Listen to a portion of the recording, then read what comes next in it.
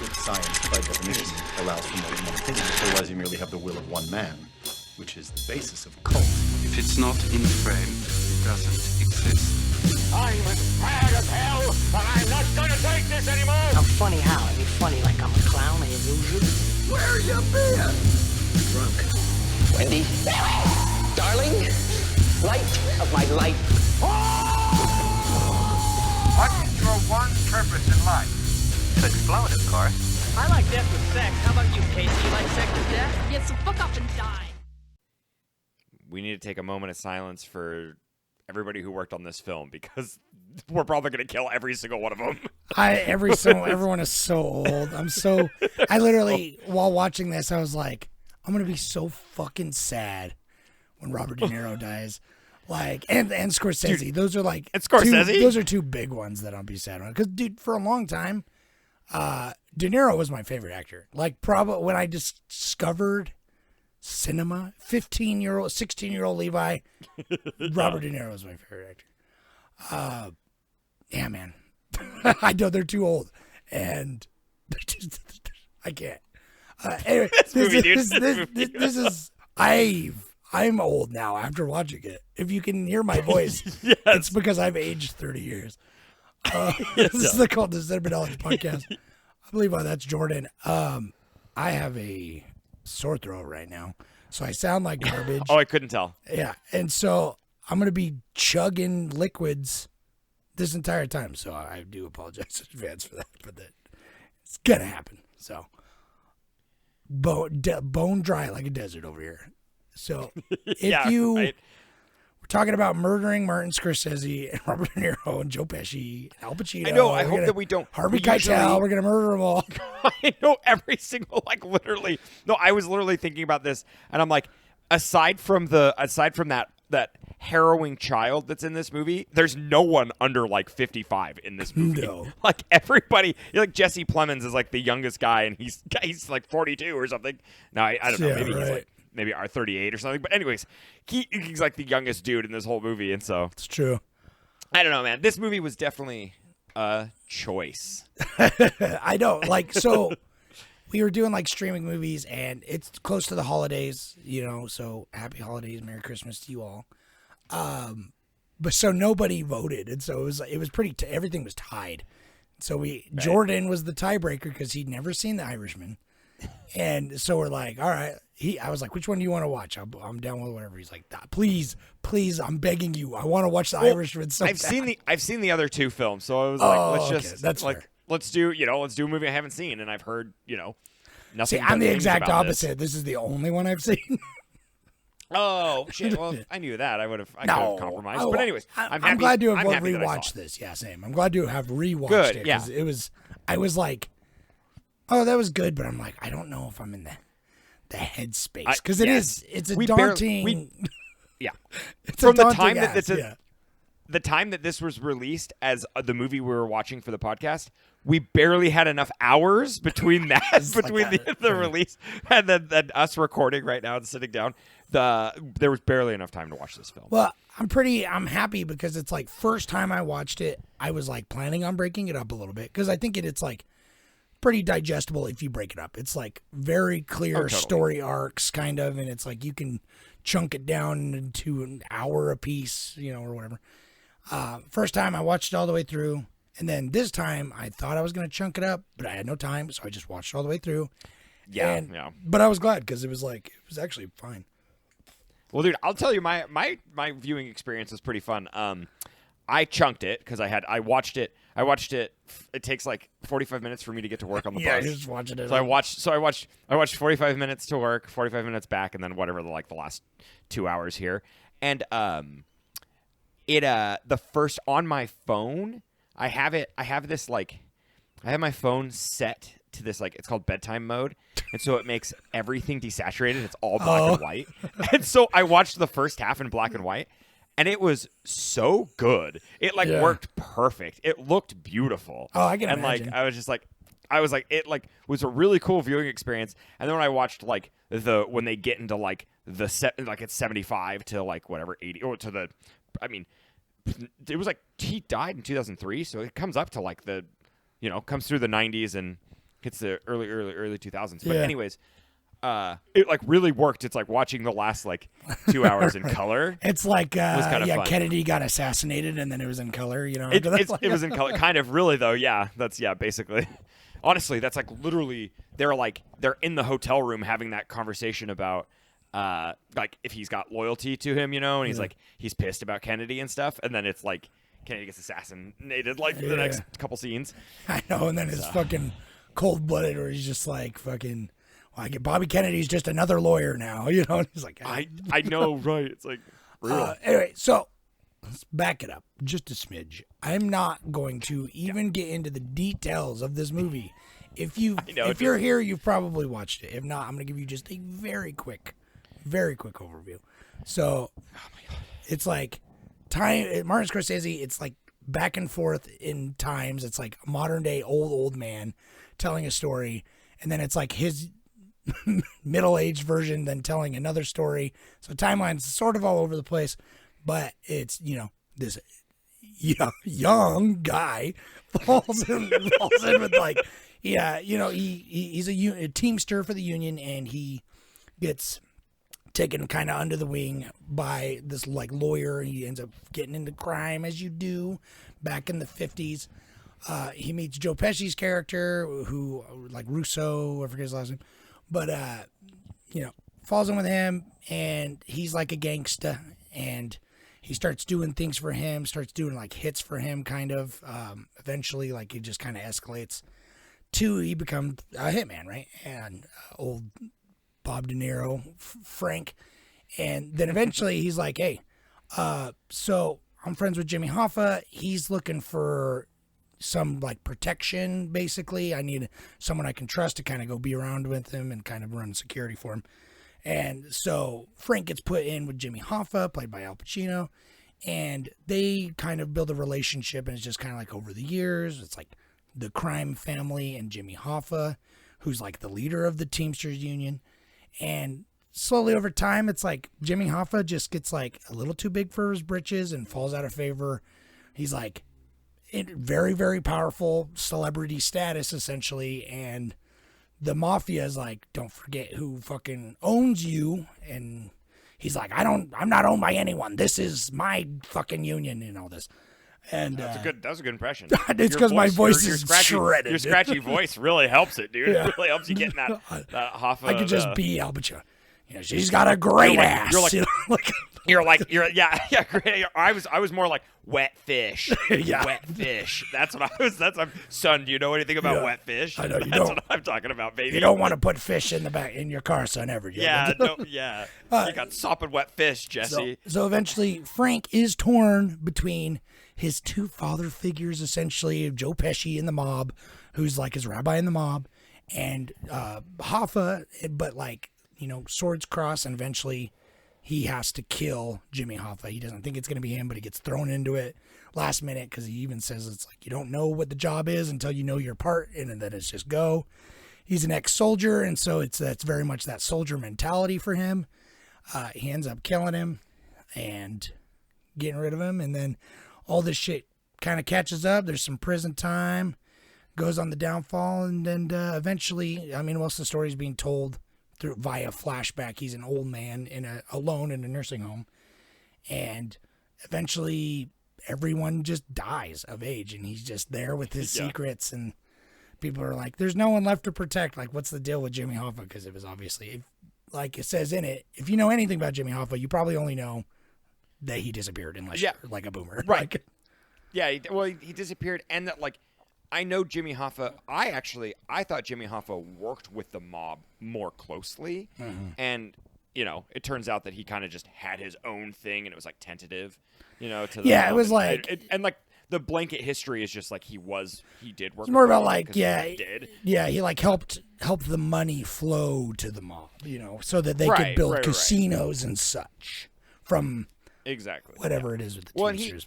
And he held like, because like they were saying, like those, they were using like historical numbers where it's like in the billions that he controlled. He controlled actual pensions that came from various I mean, networks however, of wealth. Like, it's, millions of fucking union men.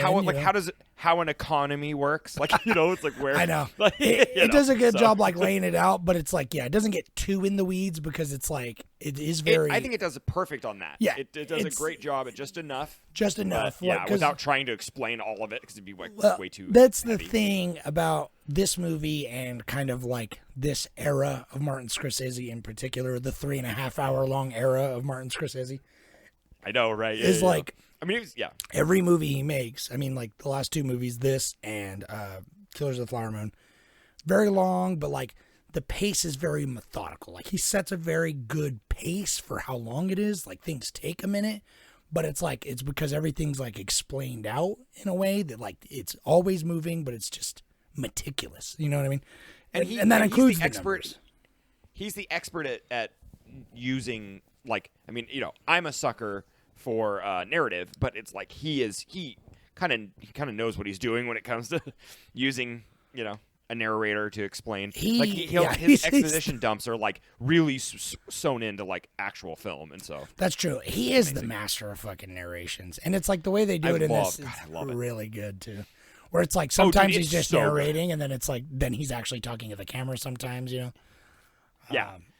Anyway, and it's like he's narrating and then in a thought, but then there's times where he's like actually narrating what's happening. Yeah, it's cool. Yeah, it's really great.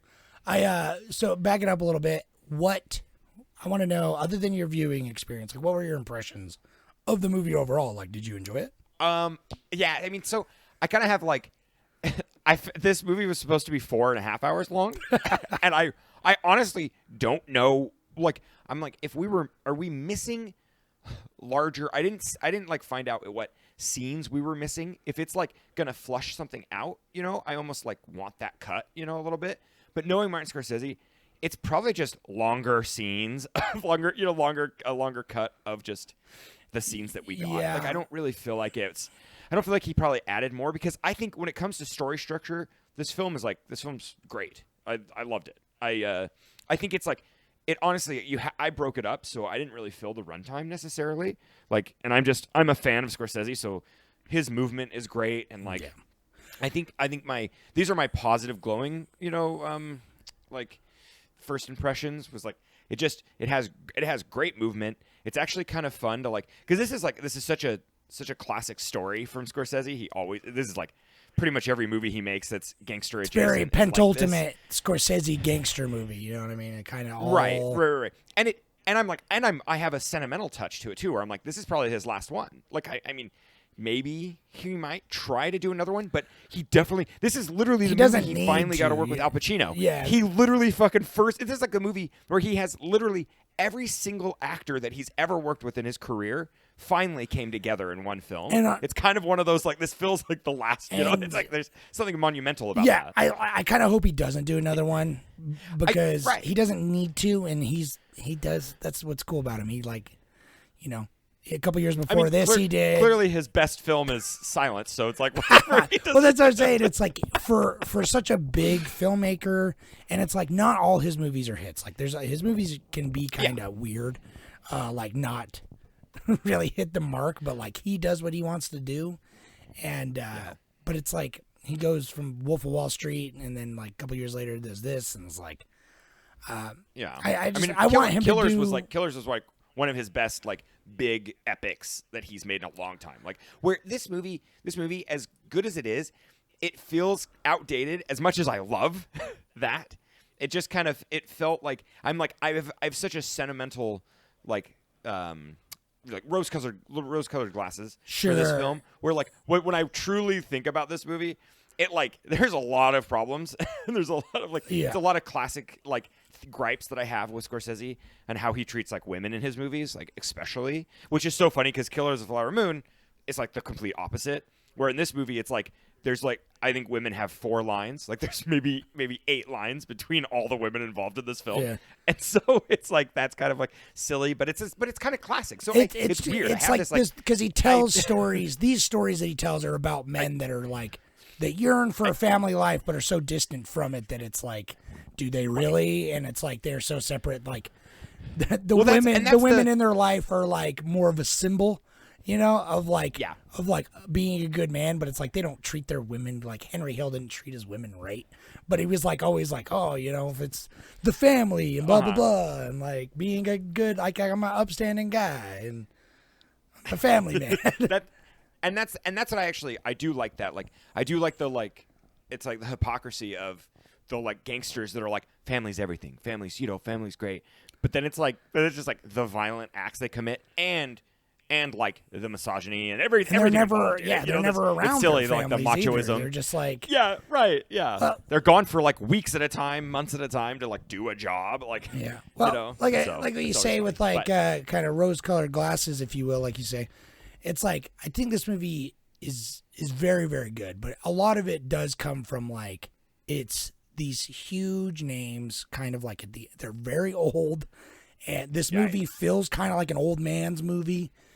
You know, for sure, it's like a lot of throwback to like old man eras. It's got fucking Al Pacino as Jimmy Hoffa, like of course, he does like it's kind of cool because he does like a lot of really like time period accurate music, and it's very it's classic Scorsese's needle drops and stuff, but like this feels like kind of a love letter to his older films, like to the movies for that he sure, used to yeah. make. That he, And, but yeah. like he paved that genre. Like he's the I master know, it of is that kind of genre. funny, So yeah. it's like he's like, oh, it's a love letter to that genre that I invented, basically. So, that I like.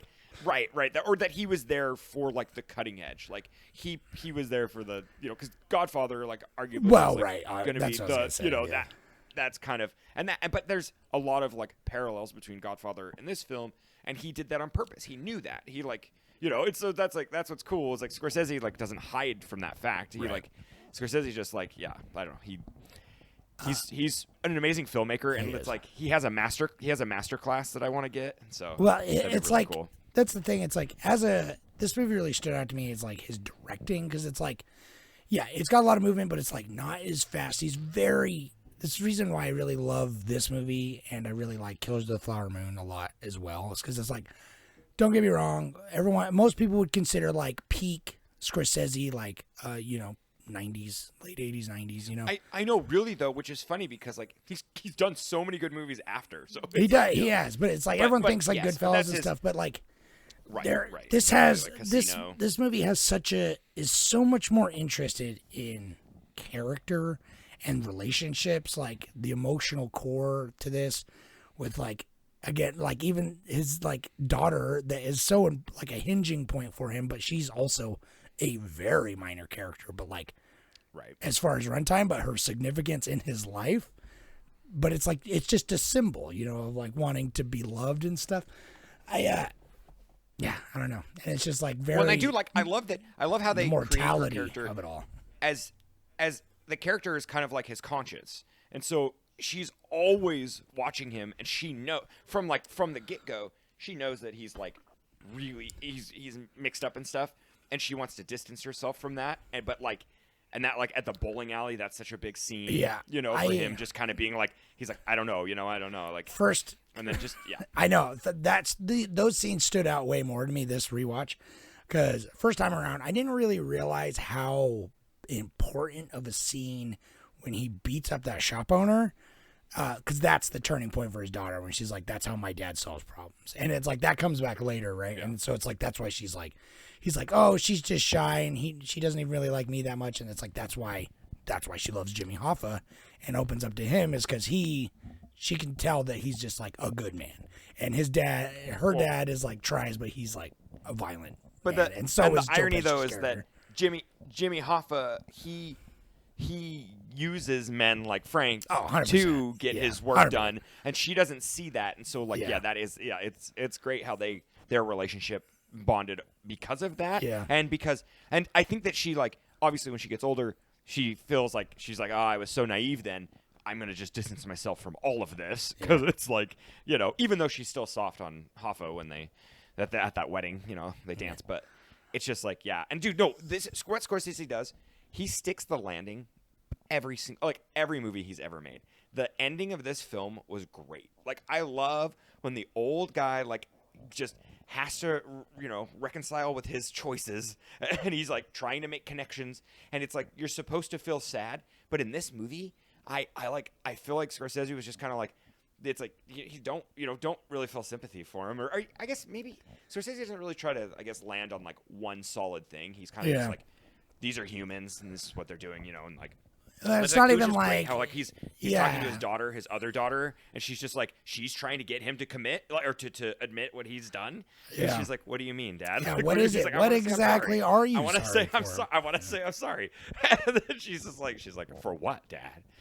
And he's like, "Oh, just want to say I'm sorry." God, dude, can you milk a cat? Robert De Niro is so good. Dude, Robert De Niro is I already so miss him, versatile. and he's not even dead yet. I know, I fucking love Robert De Niro, man. But like. Going back to that scene, I noticed it more this time around because I wasn't as distracted by the CG this time around because I knew, like I just knew it's so bad. It's not even. It's rough. I mean, I can't like. It's not. I can't defend it. It's not that I can. I'm gonna defend it right now. But it's like, sure. It's not that bad. It's just the technology's just not there yet, and we. Especially faces, it's like I don't know if it'll ever be there because we can always tell when a face doesn't look right. You know what I mean? Well, and the only reason in movement, I if don't care that you much. take a freeze frame, it looks great, but in movement, it's like It's like the light doesn't work, but it's just not there yet. Well, and Scorsese, he's egregious with his CG, so I don't really mind. Well, it really didn't bother me. What really bothered me is this, and then the I found dialogue, this out. Sorry, the context of like, hey there, God. Sonny. It's like, some of the dialogue was it's so weird. He would go. I mean, I think that's probably the problem you get with like a 3.5 hour movie. Anyways, is there's going to be scenes that kind of just seem random and just like there's a lot of scenes in this that felt like old man banter where I'm but it was weird because it felt so grounded and true.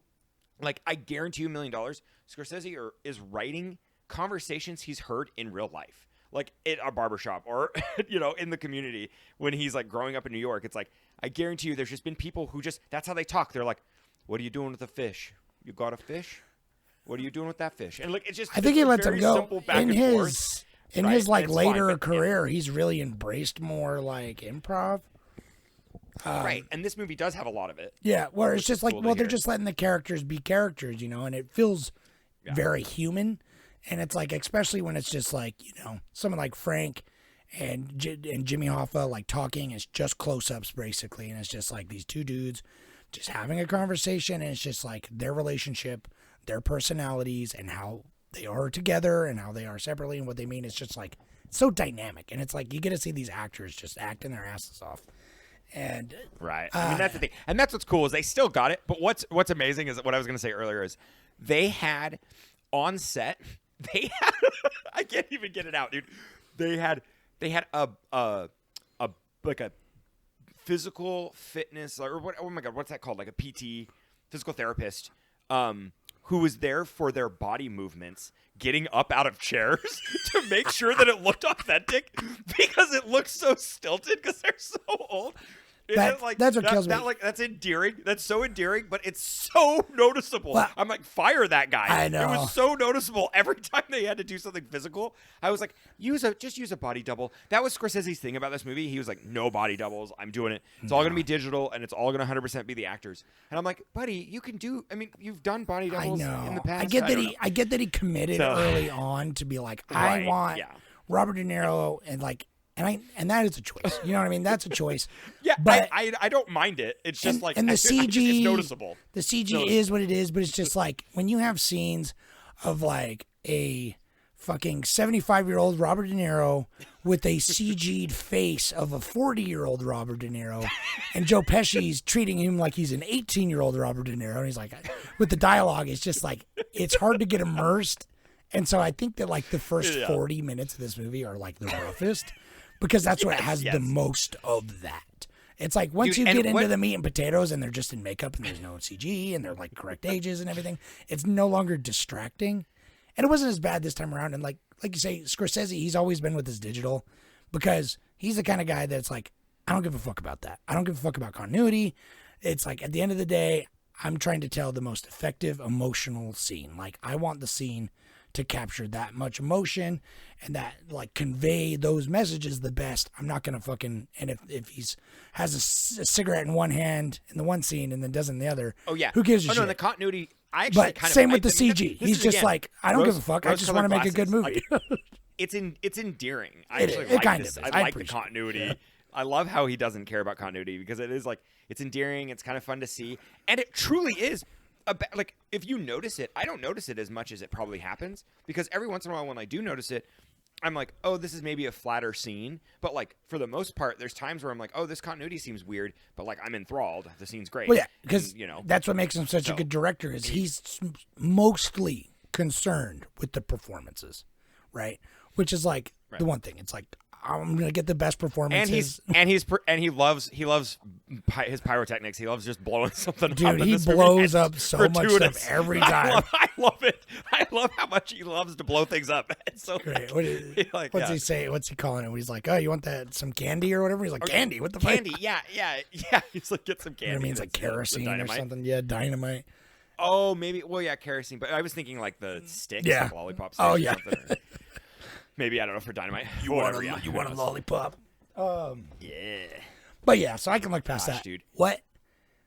My real problem with it, I didn't really notice it the first time I watched it as much, but this time around, this movie definitely could have been cut down to 2 hours 59. Like, just get it right under the 3 hour mark. More people would have saw it, and you could cut some of the old man banter. But the biggest thing is that the denouement, that 40 minutes of the last 40 minutes. There are a lot of really great stuff in there, but it completely kills the momentum because, like, the climax essentially, right when he kills Jimmy Hoffa. I don't know, man. I disagree, but yes, No, I know what that's- I know what you're saying. I dude, know what you're saying for sure. The gut punch of he kills Jimmy Hoffa, and it's like his emotional turmoil.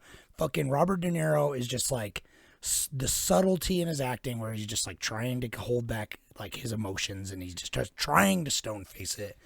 And he mostly succeeds, but you can tell he's trying, and it's so good.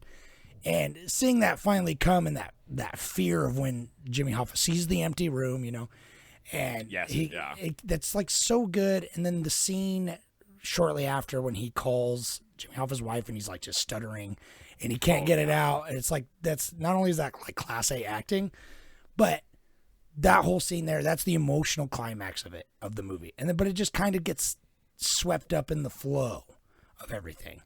You know what I mean? Like the narration and the flow, and it just kind of loses its impact. And it's like, don't get me wrong, like it does stick the landing. I love the landing, but it's like there's a like 40-second long slow-mo shot of fucking Ray Romano walking down the aisle. You know what I mean? okay, After that, like I things agree. like that, like it could be tightened Yes. up. Like I like the stuff with them in prison when he's dipping. He's got the old. He's got the God. juice. Joe Dude. Pesci, dude. Joe Pesci. No, and Joe Pesci. Okay, can we just like? Can I say something? Is that a fake nose, or does he have cancer, or is he? I have no idea. His nose looked just bulbous. I've never seen a nose. It's like I don't understand. He's got the old man tomato nose, dude. It's You not know, good. it was doing that. Like it looked like he was like a fucking drunken sailor from like Yeah, I'm talking dude. like 50s, a 50s sailor. Like it was no, but anyways, them like all of that. It's like it's so funny, honestly, when they become old and then they're playing like basically. It's funny they actually get aged up, in the movie. It's like I actually really love that. That's really endearing. And them in prison, and it's like I don't know, man. It's hard with this movie because I really like. I mean, I just watched it, so I kind of have this like, I haven't had enough time to really stew on it. But and I just like I said, rose-colored glasses, and he's hitting all the beats where it's like I love like they're cooking in the not cooking, but they're eating food in the prison, and it's such a like Scorsese. No, I agree. Like, I there's agree. something I love it. I And it's love like, it it's hard- too. I do. I love it. Yeah. But like at its core, what makes this movie stand out is it's about a man who's a former soldier. He's the lackey. They even say like you want a guy that's smart but not too smart standing behind you, and that's him. Right. That's to a T. And I love how they say that right to his face. And And yeah. he just kind of is like, Yeah, Oh, and he he's doesn't like- realize he's that's who he's totally- talking about. Like, Right. And yeah, it is him. Yeah. that's what's so, and he builds these relationships with these two men who are like, he has two mentors, and he's torn between the two of them, and then he has to be the good soldier boy, and ends up having to kill the one just because it's like he's so stuck in like his way. He can't change his system. He is a soldier, and so like that impact of his character, like filling that that emotional turmoil for that kind of man that's like not an emotional person necessarily, having that kind of inner battle is the absolute fucking crux of this movie. And so it's like, I do feel like it doesn't have the time it needs to stew in that decision. Like, don't get me wrong, the murder itself is very monotonous. It like goes, they go to the house, they have the fish conversation, and then he like gets back on the plane, and Joe Pesci's still sitting in the car for like 3 hours. And it's like, it's got all the beats, but it's like when the dam breaks and he's calling, Hoffa's wife on the phone, and like, that's it. That's the fucking shit. That's the emotional core. That's the impact. And all that other shit is great, but it does, after that, it feels like fluff. Like, I like it, and I obviously, it's like, I care about what happens to Joe Pesci's character, and I care about how, like, he, Frank becomes an even older man and how he ends up sad and alone and everything. But it's like, that's the moment. I don't know. That's the moment, and I feel like it breezes by it too quick, almost. I For a do 3.5 agree. hour long movie, it's like too quick. Yeah. And should have been Right, closer to the that's- end. yeah, They it's should have like condensed it somehow. It's like that happens, and then there's like 50 minutes left of the movie, and it's like that's a lot of movie to happen after the climax, because it's like everything's building to that. You know what I mean? But then it's like, okay, we got to wrap it up now. Let's take an hour to do it. Right. But that's what Scorsese does. No, I agree. It's good. I it's guess, great, but it does take away from it a little bit, I think. Well, okay. I think it could have been. I get that. I don't know if it could have been saved or like reorganized or recut or anything. And I don't know if that would have made it any better, because I at the end of the day, I think it's still pretty damn great. I think this movie's kind of underrated. I underrated for sure. I think that like Nobody talks about it. It's easy to dogpile on it for sure. Well, everyone is like the runtime and the bad CG, and I haven't heard this movie talked about since 2019. You know what I mean? No, 100%. Yeah, I mean, I remember like the memes, and then I don't know, maybe 2020 kind of had something to do with it. It's kind of derailing people true. keeping this on the zeitgeist. But I think that it's cool. This is like, I mean, Scorsese like. He researches all of his films heavily, and he pulls from a lot of his own personal life. But it's cool how this is like that. The book is called "I Heard You Paint Houses," and it like pulls heavily. He doesn't write. Scorsese doesn't write. He doesn't write anything. But he's like, he's often really involved. He's involved from the beginning, though, no matter what. He's an auteur. I think. I mean, I don't know. I guess maybe he doesn't. He doesn't write, but he's got his hands in all the pies of his film, though. But he said that like I find someone who a story that I like, usually a book, and then I find someone I trust. They write it, and like it's like he obviously has the final say. Okay. It's still because you're right. It's like a lot of his influence is in it from the get go, because he picks certain things and works with certain people that like it's a crew, like his editors. You know what I mean? His editors are a part of him. Right. Yeah. Big time, honestly, yeah. I can't remember. Sorry, I do. It's interesting that this movie is based like so like grained in reality, but it's fun to just see Scorsese kind of like this is like a really close to a biopic that he's done, even though I mean he did like Aviator and stuff, but it's like he just I don't know all of his older gangster films are just tentatively about gangsters and real life people, where like this actually pulls from somebody who like I mean it's his like he had a deathbed confession that he killed Jimmy Hoffa in like 2003 or whatever, like it's been, and it's still debated. There's not it's one of those crimes that's just definitive like, answers. Yeah, there'll be no answers, and there's always gonna be some shit that doesn't line up, because it's like I buy everything in the story, like, but who knows? I buy it, but like people will be like, oh, there's so and so evidence, and it's like you don't know. It's kind of like how every year we get a new person being like, this is the new Jack the Ripper, because the DNA matches this fucking guy, and it's like, dude, you get hung up on that one thing. This was the fucking 1800s. Like that DNA doesn't necessarily mean shit. I'm more like think of DB Cooper, dude. That's the one. Yeah, that's exactly. That's the guy I want to know. There's just some mysteries that it's just like, I buy it. I don't know. I buy it because it's like I swear. that's comes a bit. together. Oh my god, that's a bit in something. Like who shot Jimmy Hoffa? But it's I don't know, man. It was fun to have this like an epic. It was I wasn't really kind of in the mood for it. You picked it, like, motherfucker. You know, I was excited. No, I know, but I picked it and then I started watching it and I didn't realize. I was like, oh my I god, know. it's 3.5 hours. Like I expected when I thought epic, I was thinking honestly, 2.5. Like that was my. That was my I main forgot because it's like honestly, it's kind of normalized because I was like, oh, Killers of the Flower Moon is 3.5 hours, and it's like that's obviously very long, but for some reason didn't seem as daunting. Like I don't know, I'm like normalize longer movies again. Just do intermissions in theaters for the love of God. I know, please. Yes, yeah. I know, yeah. We have to go to a website now to see when we can be. I know. When I saw Killers of the Flower Moon in theaters, dude, I had to see it twice so that I can see all the other parts I missed when I went pee the first time. Yeah. Yeah. I know. I voted for the Platform because I'd never seen that one, and it was 90 minutes. Oh, see, yeah, I could, yeah. I really like the Platform, so I might watch it again. eventually. So we can do it. We'll do it for Horrortober. Yeah, I might watch it just because it's like, it seems cool, like the social class commentary I like. But they got a sequel coming up, so I'm like, oh, I'll watch it now. They got a sequel coming up, I guess. Oh, okay, that's cool. Yeah. I don't really know how you make a sequel. I mean, I used to just do a different room. Maybe. Yeah, anyway. do it some more. I mean, who knows? But I don't know, man. I'm interested to see where Scorsese keeps going because it's like him and De Niro and all those guys are like in their 80s.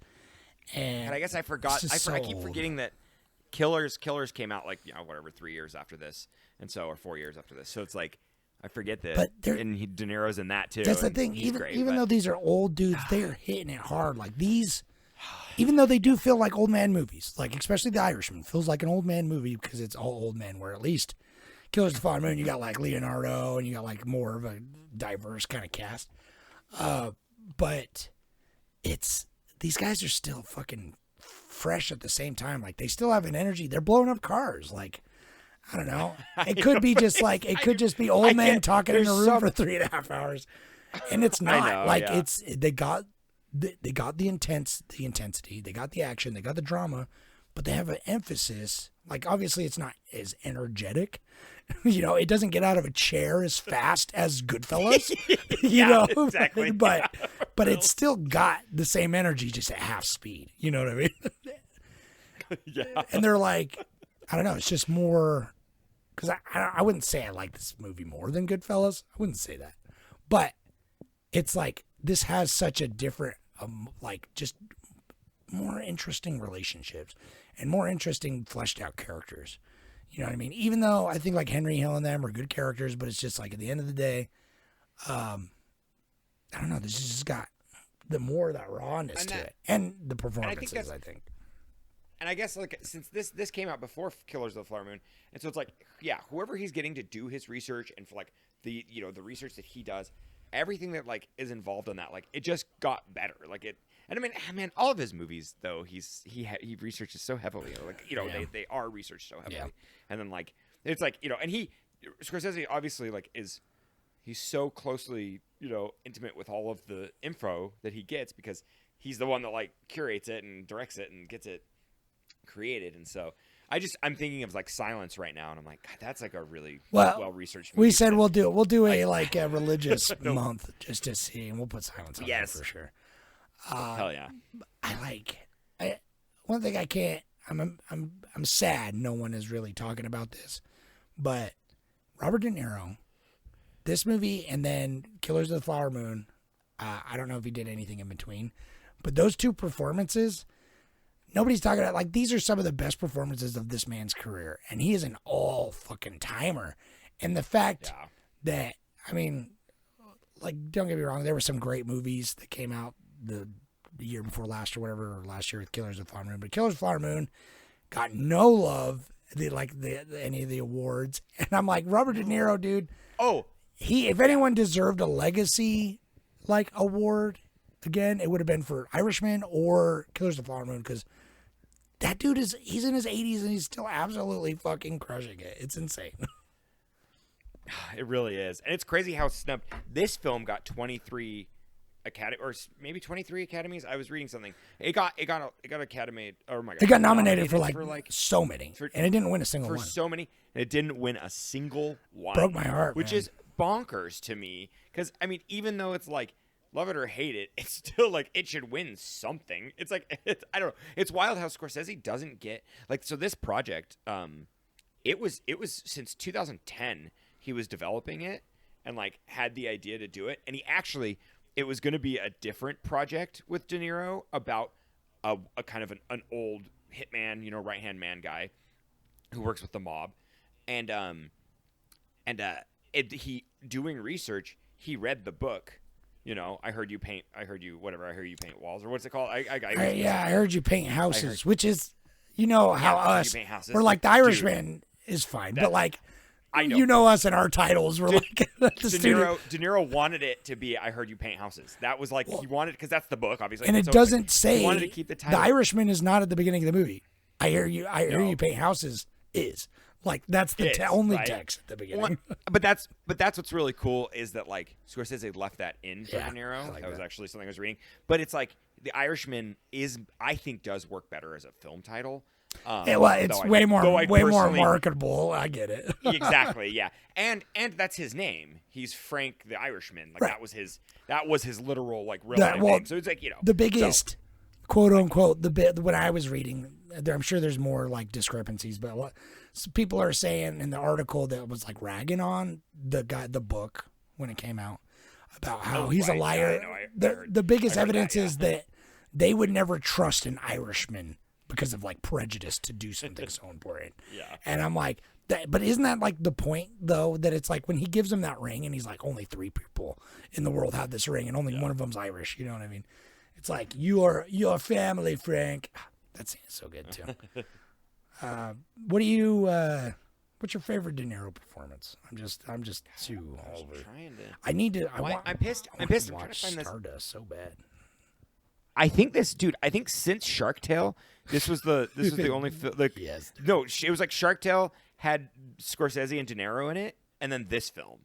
It was almost like 20 years later. I 15 forget years later or something Scorsese's between- in Shark Tale, but I watched Shark Tale like 6 months ago with my kids, and as soon as hell his yeah, voice came up, I'm like, holy shit, it's Scorsese! He's like the fucking agent. Yeah, That's so good. So funny. it is. It's great, dude. I love. And Scorsese's got such a good voice. I don't know, man. It's hard for me because like I'm like Cape Fear would be the first thing I would say for performance, but like on a personal level, that's gonna be trickier. Yeah, it's hard to say on that level because I would say Cape Fear. Cape Fear. That's the first. That's probably the first Scorsese movie I ever saw.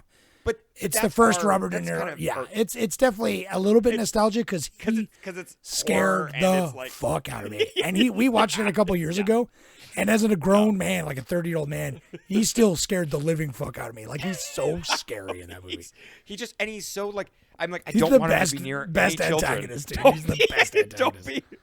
Please don't be near any children. You're scaring me. No. But yeah, I mean, God, he has so many movies, dude. I don't even know. Well, and that's what's cool. It's like he's he can be the tough guy, you know, but he can also be like I haven't seen.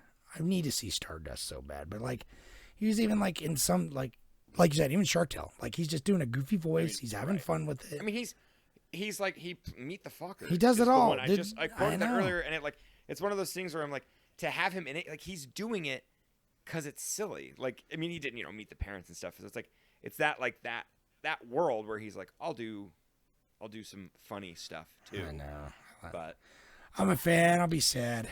I was good to see because I was really happy. Another thing I was really excited about this movie because I didn't realize it at the time is that like Joe Pesci basically came out of retirement to make this because he did. Yes. No, dude. It was like he hadn't made a movie in like vowed to 15 years retire, or some shit. And Scorsese was just like, please, like, I please need be you. in this.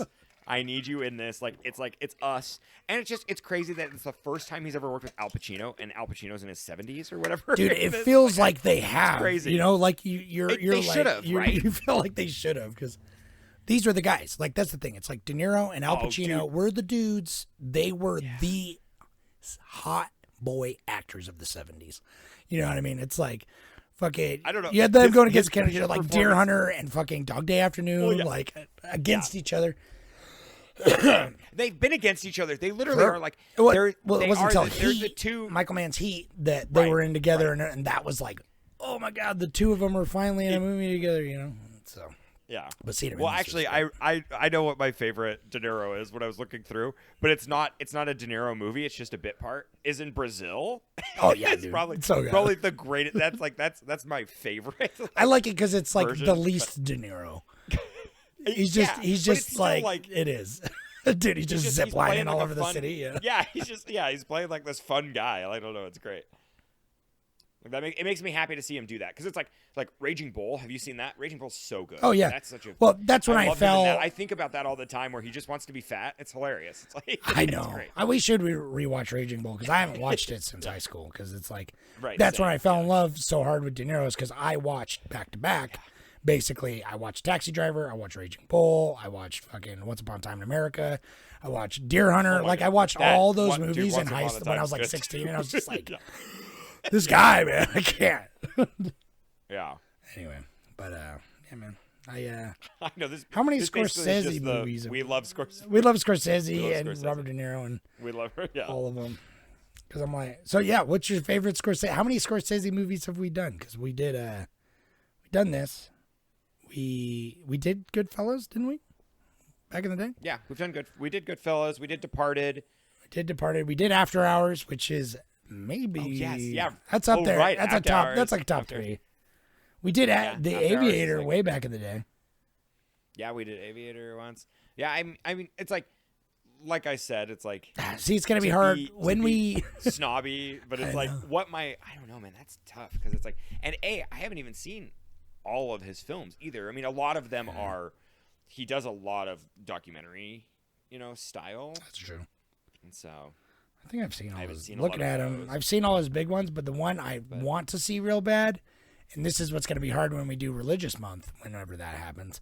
I'm kind of dreading that month because I'm like, hey, religion, but I know, of course, but I mean, Silence religious is one of the movies. best. That's the thing. It's There's like so many coming good- yeah. from, there's a lot of passion behind religion, and people make great art. Like some of the greatest art in the world, throughout all of history, is derived from religion. So, but The Last Temptation of Christ with Willem Dafoe, it's like the one big one I haven't seen of Scorsese. Yeah. That I'm like, I need to see it so bad because it's like Willem Dafoe probably is my favorite actor. Yeah. like I don't know, top 3. It's like Willem Dafoe, Robert Downey, or not Robert Downey, Robert De Niro. Robert, yeah, Robert. Robert Downey's fine, but Robert De Niro and like Sam Rockwell right now probably. That's the thing.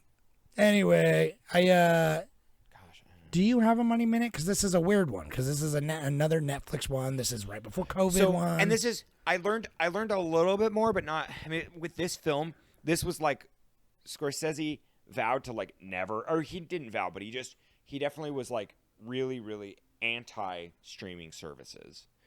But he totally, I mean, money will change you, baby. He totally like this movie went into turnaround, and if you know what that term is, it's like.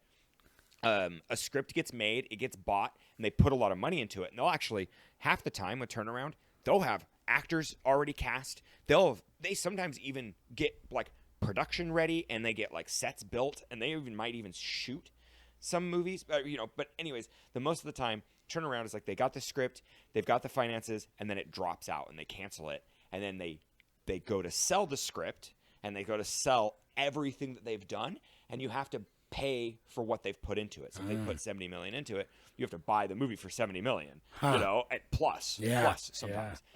So it's just like interesting. Yeah. This film went into turnaround, and Netflix bought it, and so Scorsese was kind of like, "Oh shit, well, okay, cool," and they bought it for $165 million. Wow. And so it was like that became the budget. He wanted $100 million, and then it was like 65 or something that they were already in for, and that's for the turnaround. That's So probably they why he bought it was for like, give them $165 digital. million. Let's just young them up, man. We got the Yeah, money, baby. But like and also another like, so Scorsese won't compromise that much because he shot it all on film. So Yeah. it's kind of this weird Well, still shoots on Scorsese- film, but it's like a digital. Scorsese's medium. weird because it's like, Yeah. on the one hand, he really embraces new technologies if they help him do his job, like CG, for example. Like Right. he uses them, and it's like he's like a streaming guy, and because he knows that's the future and whatever. And I mean, even though he sadly won't be around for that much longer in the future, but I know. Yeah. but it's like he embraces this stuff and he does things that are new. He's not like such a curmudgeon.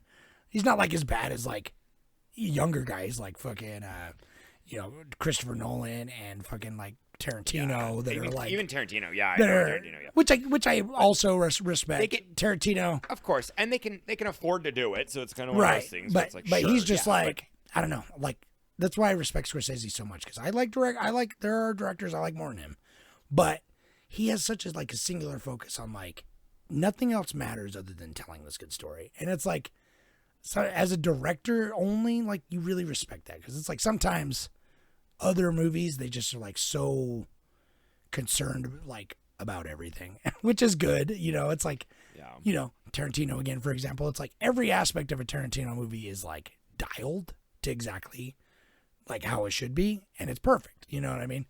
It's like, he's got it down to a science, but like, they're just different styles. Like Scorsese's just like, no, I want to make you feel this. And I don't really care. right. And I think that's a difference between growing up in like a revolution, in like a really, really sharp turn in cinema history, and then kind of, emulating that, where Quentin Tarantino will emulate the 70s really well, and it's very pretty and it looks really good.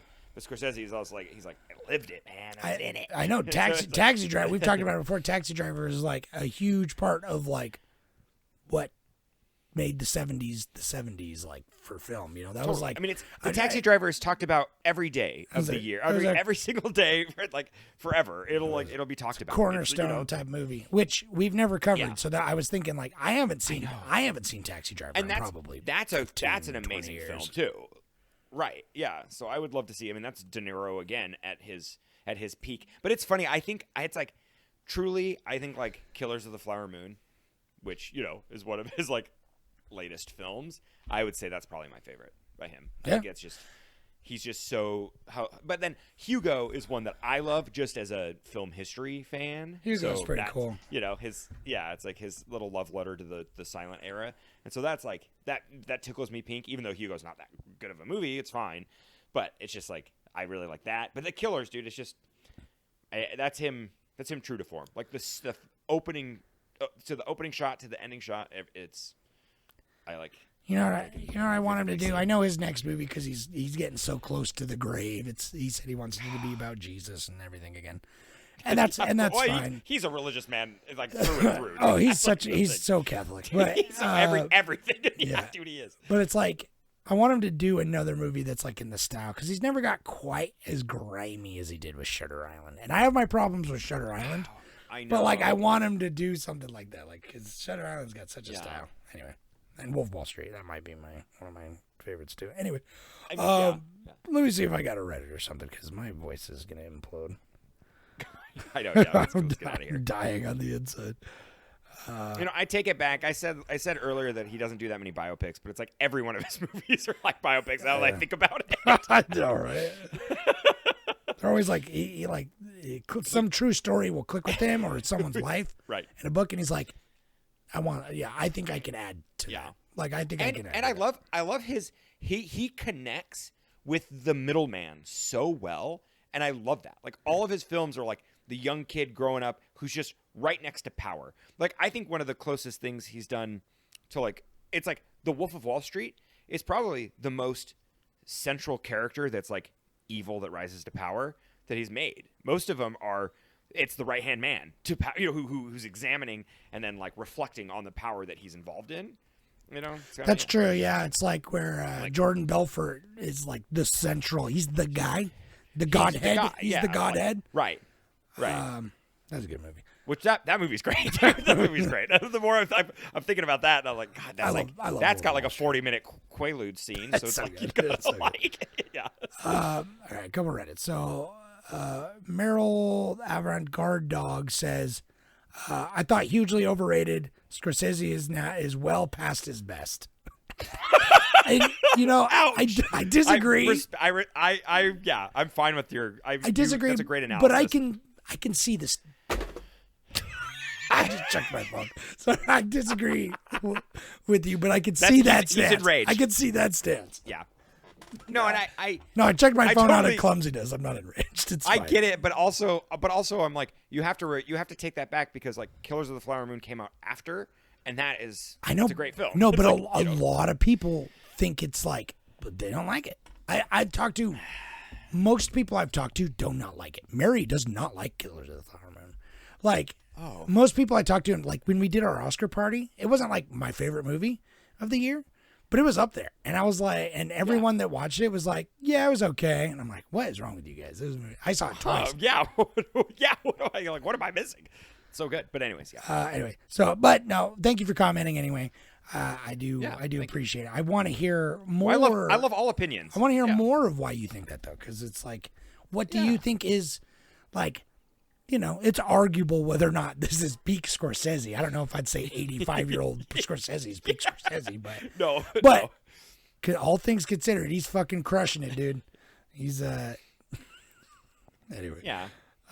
So and then Culture People 2 says first watch. Considering that Scorsese was one of the directors that got me interested in film, it's surprising that it took me so long, but that runtime is daunting.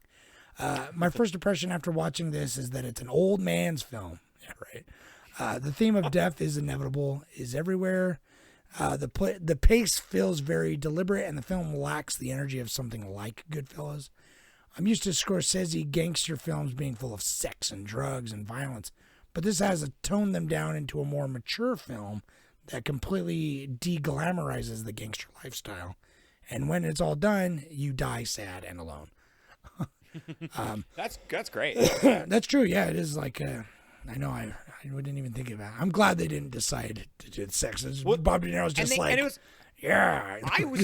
kept waiting. Nobody for it, doubles. No, I know, right? No, I kept waiting for it because but when I kind of like I got the hint when he says well, I met her, whatever, Renee or whatever, what the hell's her name, Renee or something. Yeah. But he's like I met her, we locked eyes, and then men choose to leave their wives, and this is when I chose to leave mine, and that was it. And it's like that, and I'm glad because it's such awesome. It's such like a cliche thing in movies that happens so often that I'm glad it kind of just like that's not what this is about. So it's like it's there, so you're not like, well, where's his new wife? But it's literally like that was an email. That relationship exchange was an email.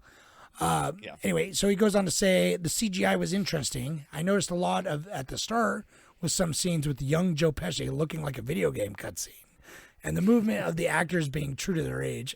The scene where De Niro beats up the shopkeeper, he stomps like an old man.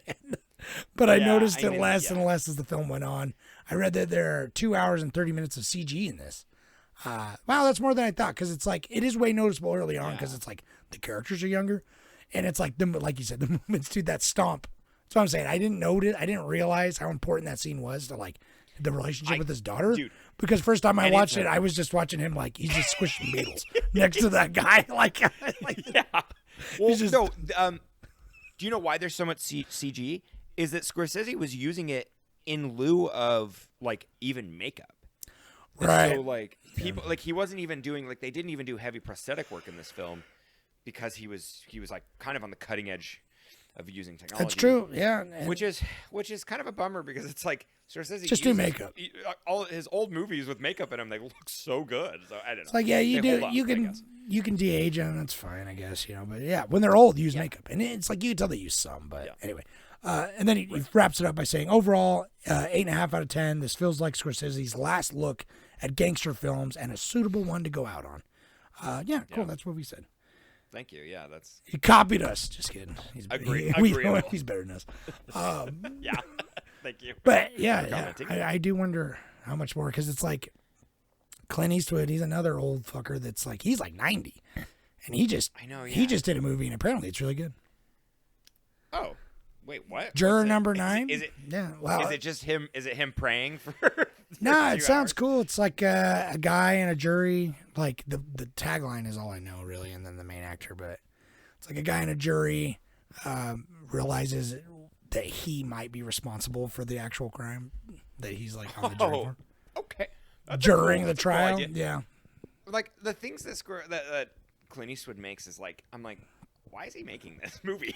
Like, what is it? Well, that's the thing. It's Clint Eastwood's been making old man movies for a long time now. For a long time, since Unforgiven. Unforgiven was his first one, and that was like 95 or whatever. Seriously, Like it's like 98. anyway, this movie was super dope, despite its flaws. I mean, it's not. It's a gem in the man's long historied career, and I think it just shows that like all the problems with it don't really have anything to do with like falling out of touch or like becoming stale or like anything you would expect with an old director, like old hat.